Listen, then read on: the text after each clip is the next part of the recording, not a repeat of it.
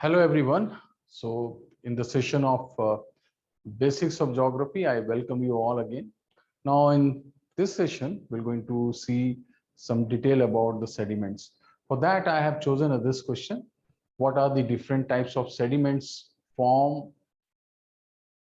What are the different types of sediments forms in the various regions of the Earth's surface? Now, before we go into detail of these sediments, let us see what the sediments are. So you might have noticed that the much of the Earth's surface is covered with the mountain, rivers, lakes, and then waves, sea beaches and all. There you might have noticed we have the surface covered with some loose particles. So these loose particles, which are weird and tiered by the bedrocks and having different shapes, these loose particles are actually sediments. So these sediments are classified on the basis of their size, shape, and composition. Now, these all classification and determinants are having their own uses. So sizes, as we know, we have seen already in the last video, we have different categories on the basis of the dimension of the granules. So we have the largest one is known as like a gravel, pebble, cobble, and then we have the sand particles. Within sand, we have the porous and fine sand, and then we have a silt and clay. Clay are those categories of the sand which we cannot, their textures, their unit we cannot see with the naked eye. Now, what that the sense we have of the grain size. So grain size tell us much about the transportation agent, and it also gives detailed clue about the history of the region. Now, the next on this scenario is the shape of the grains or sediments. So you can see the shapes can be classified from the angular to rounded. Like when we have the angular, we have some sharp edges are there, and then we have some intermediate phases of the grains, and then we have finally we have most smooth and more like uniform blocks of the sediments. Now, what is the indicator of these shapes? So they also give us in a sense about the transportation agent and environment, like climatic regions. Somewhere you can see the specific type of grains are formed in a specific type of erosion and weathering. So that all we're going to link it later on. Now, the third in this scenario is a composition, and that is further categorized into the parent rocks, lithology, mineral composition, and chemical makeups. So this parent rocks lithology determines the the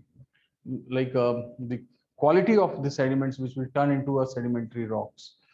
In mineral composition, like the sediments and related features are going to determine the weathering condition. In some rocks, weatherings are prominent. In other rocks, weatherings are not so much visible. And the chemical makeups give us in a sense about the precipitations of the minerals and chemicals of the solution. So we'll have one detailed video on the composition of the sediments. Now, we have a different ways through which the sediments are transported. We have the water, winds, and glacier. The procedure of the transportation through water is known as fluvial process, and then we have aeolian process, and then we have glaciers. Now, in a fluvial process, we have detachment of the sediments, and then we have a transportation and a deposition. Within this, we have a further categorization of the process of erosion, physical and chemical disintegration. And in aeolian, we have the suspension of these sand particles there in the air and their translocation into the different size. So here you can see the wind can manage only the minute part of these sediments. They cannot like displace the heavier one. So here we have transportation of the lighter particles of the sediments only.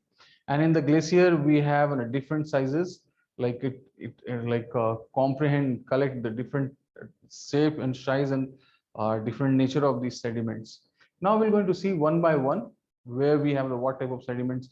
So here you can see there we have the glacier site, and then we have the streams, and this side we have beaches.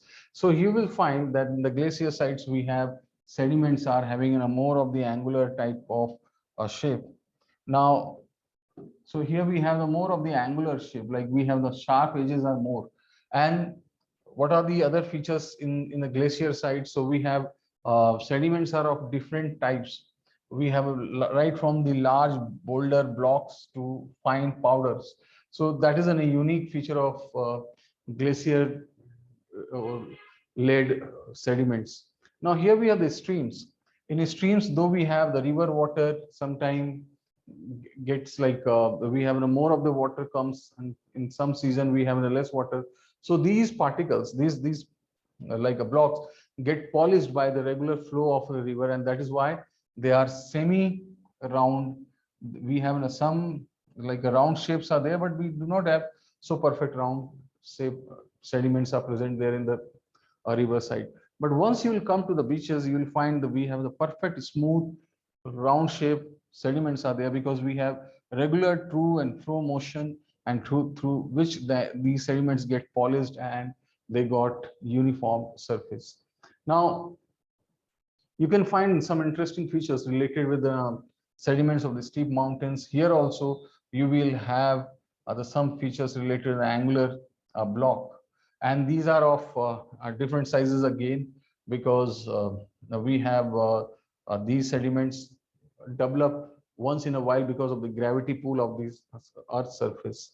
Now next in this picture we have the sand dunes. Here you will find the sand dunes are covered within a very fine particle sands, as we have seen that wind cannot displace the large blocks, and that is why we have uh, a very fine particles. And uh, this is the reason why we have the surface is covered within a sandy proportion. So this much we have for this session. Thank you.